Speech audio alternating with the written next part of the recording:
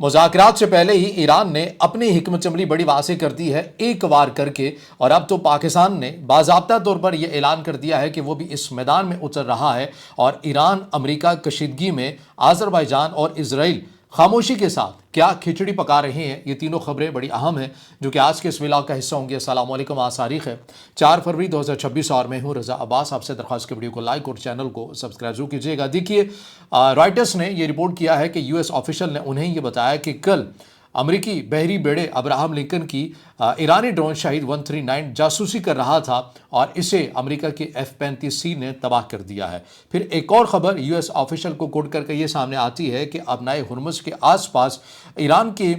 جو navy forces ہیں انہوں نے امریکہ کے ایک تیل بردار جہاز کو اپنے کنٹرول میں لینے کی کوشش کی، لیکن بروقت امریکہ کی عسکری قوت جو ہے یا نیوی جو ہے انہوں نے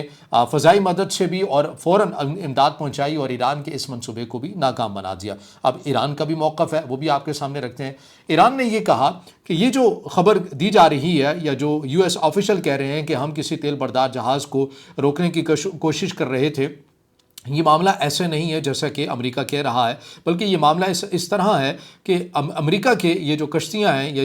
جو جہاز تھے یہ ایران کے پانیوں کی حدود تک آ رہے تھے، اور ایرانی فورسز نے انہیں انتباہ جاری کیا، سخت پیغام جاری کیا اور انہیں اپنے پانیوں سے دور دھکیلا۔ ہمارا کوئی ایسا ارادہ نہیں تھا انہیں کنٹرول کرنے کے حوالے سے۔ جہاں تک ڈرونز کے اوپر ایرانی حکام نے کیا کہا ہے، خاموشی نظر آتی ہے، لیکن کچھ آپ ایسے فیکٹرز یا ایسے اکاؤنٹس دیکھتے ہیں وہاں پر یہ آپ کو ویریفائی ہو جاتا ہے کہ واقعی ایران کا جو ڈرون ہے شاہد 139 وہ امریکہ کی طرف سے گرایا گیا ہے۔ اب اس کے اوپر ایک اور بحث بھی شروع ہو گئی ہے کہ دیکھا آمنہ کہتے تھے امریکہ کے پاس ایک بڑی تعداد کے اندر وسائل ہیں، ایک بڑی طاقت رکھتا ہے، اور ایران کی چاہے ٹیکنالوجی جس بھی نوعیت کی ہو امریکہ کے لیے بڑا آسان ہدف ہوگا، لیکن یہاں پر ایک لمحے کے لیے ہمیں رکنا چاہیے اور اس بات کے اوپر غور کرنا چاہیے کہ ایران نے کس انداز میں پیغام دیا ہے۔ مثال کے طور پر میں کہنا کیا چاہتا ہوں، دیکھیے ایران کا جو ڈرون جو تباہ کیا ہے امریکہ کی طرف سے، اس کی مالیت کیا ہے؟ یہ $30,000 کا یہ ڈرون بنتا ہے، محض اس کے اندر کوئی اتنی خطیر رقم بھی نہیں آتی، لیکن اس ڈرون کو گرانے کے لیے امریکہ نے کتنا خرچہ کیا ہے۔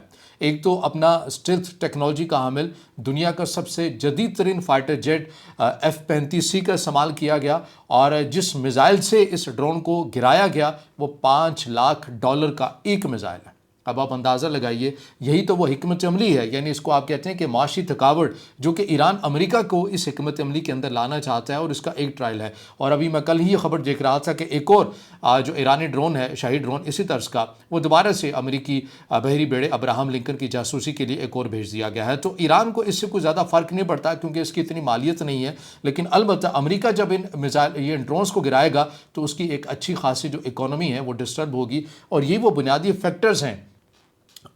جو آپ کہہ رہے ہیں نا کہ بیانات تو بہت شدید آتے ہیں کہ امریکہ نے آج حملہ کرنا ہے ایران کے اوپر، کل کرنا ہے، رات کو کرنا ہے، 24 گھنٹے رہ گئے، 48 گھنٹے رہ گئے، تو اس کی کیا وجہ ہے کہ آخر تک ابھی ویسا ہو نہیں رہا، یہ معاملہ جنگ کی طرف نہیں جا رہا؟ تو اس کی ایک بنیادی وجہ خود امریکی حکام بھی جانتے ہیں کہ ایک بار اگر ہم اس میدان میں اتر گئے تو یہ معاملہ بہت مشکل بھی بن سکتا ہے، خاص کر اکانومی کے لحاظ سے۔ اسی لیے مذاکرات کا دروازہ دوبارہ کھول دیا گیا، خوش آئند بات ہے، اچھی بات ہے، مذاکرات ہونے چاہیے، لیکن کس ایجنڈے پہ ہونے چاہیے؟ دیکھیے پہلے تو یہ دیکھ لیجئے کہ مذاکرات کے اندر ہونا کیا تھا اور کچھ تبدیلی ہوئی کیا ہے۔ پہلے یہ مذاکرات ترکی کے اندر ہونے تھے، لیکن ایران کی خواہش پر اب یہ مذاکرات جو ہیں عمان کے سرزمین میں ہو رہے ہیں، اور ایران جو ہے وہ یہی چاہتا ہے کہ عمان ہی ان تمام تر چیزوں کی یا اسی کے ثالثی کے اندر یہ جو مذاکرات ہیں یہ ہونے چاہیے۔ اب اس کے اندر ان مذاکرات کے اندر پاکستان کو بھی دعوت دی گئی، اور پاکستان کے دفتر خارجہ کی طرف سے واضح بیان بھی آ گیا، باضابطہ طور پر اس آفر کو قبول کر لیا گیا، اور پاکستان کے وزیر خارجہ اسحاق ڈار جو ہیں وہ عمان میں روانہ ہوں گے ان تمام تر چیزوں کے لیے۔ اس کے علاوہ UAE کا بھی نام آ رہا ہے، قطر کا بھی نام آ رہا ہے، سعودی عرب کا بھی نام آ رہا ہے۔ اب سوال یہ بنتا ہے کہ اتنے زیادہ خطے کے جو ممالک ہیں انہیں کیوں شامل کیا جا رہا ہے، اور ایران سے ڈیمانڈ کیا کی جا رہی ہے؟ دیکھیے ایران سے جہاں پر جو 3 مرکزی طور کے پر نقطے ہیں جو ڈیمانڈ کی جاتی ہے، ایک تو یہ کہ اپنی جو پراکسیز کا آپ کو نیٹ ورک بنایا ہوا ہے اسے آپ نے ختم کرنا ہوگا، آپ مزید جو یورینیم ہے یہ آپ نہیں پیدا کر سکتے ہیں، اور جو آلریڈی آپ کے پاس پڑا ہوا ہے یا جو آپ کے میزائل پروگرام ہے آپ نے انہیں ختم کرنا ہوگا، یہ مطالبہ کیا جا رہا ہے۔ ابھی ان مذاکرات کے اندر ایک جو بات ہے وہ زیادہ سامنے آ رہی ہے اور ایسا لگ رہا ہے کہ اسی کے اوپر زیادہ بات کی جائے گی، اور وہ یہ ہے کہ یورینیم کی افزودگی جو ایران کے پاس یہ جو مواد تقریباً 400 کلو گرام کے قریب پڑا ہوا ہے، یہ کسی ایران اپنے اتحادی ملک میں منتقل کر دے، یہ ایران سے ڈیمانڈ کی جا رہی ہے، اور یہی وہ بنیادی وجہ ہے کہ خطے کے ممالک کو بھی اس کے اندر ڈالا گیا ہے۔ اور آپ کو پتہ ہے کہ ایران اسرائیل کی 12 روزہ جنگ کے بعد پاکستان اور ایران کے تعلقات بھی بہت اچھے ہیں، اور پاکستان کے ان دنوں امریکی انتظامیہ کے ساتھ بھی تعلقات اچھے ہوئے ہیں، تو پاکستان ایک فیصلہ کن کردار بھی ادا کر سکتا ہے۔ ایران کا کیا موقف ہے؟ ایران یہ کہتا ہے کہ اگر آپ ہم سے یہ ڈیمانڈ کر رہے ہیں کہ ہم اپنا 400 کلو گرام یورینیم کا جو مواد ہے یہ ہم کسی اور ملک میں منتقل کر دیں، رشیا کا نام اس حوالے سے آیا تھا، تو ایران نے یہ کہا کہ یہ سوال ہی پیدا نہیں ہوتا کہ ہم اپنی خود مختاری کے اوپر سمجھوتہ کر لیں، ہم نے تو ایک طویل لڑائی لڑی ہے اسی بیانیے کے پیچھے، تو یہ کیوں کر ممکن ہوگا کہ ہم اتنا اہم اور حساس جو مواد ہے یہ کسی اور ملک کو منتقل کر دیں۔ یہ منتقل کرنے کا بیان یا مطالبہ اس لیے آ رہا ہے کیونکہ جب ایران یہ کہتا ہے نا کہ ہمارا یہ جو مواد ہے یہ انسانی فلاح و بہبود کے لیے ہے، ہم اسے اپنے لوگوں کی بھلائی کے لیے پروجیکٹ جو ہے وہ شروع کرتے ہیں یا اس کے لیے استعمال کرتے ہیں، ہمارا اس کا مقصد کوئی جوہری بم بنانا نہیں ہے، تو اب امریکہ کی طرف سے ڈیمانڈ آ رہی ہے کہ اگر آپ نے یہ نہیں کرنا تو پھر آپ کسی اور ملک کو منتقل کر دیں۔ ایران یہ کہتا ہے کہ ہم ایسا نہیں کر سکتے ہیں۔ البتہ ایران کے صدر مسعود پزشکیان کی طرف سے جو ٹویٹ آیا اس کے اندر انہوں نے یہ کہا کہ ایسا نہیں ہو سکتا کہ ایران سے اب ساری کنڈیشن اور ایران کو آپ ڈکٹیٹ بھی کریں اور ساری کنڈیشن بھی منوا لیں،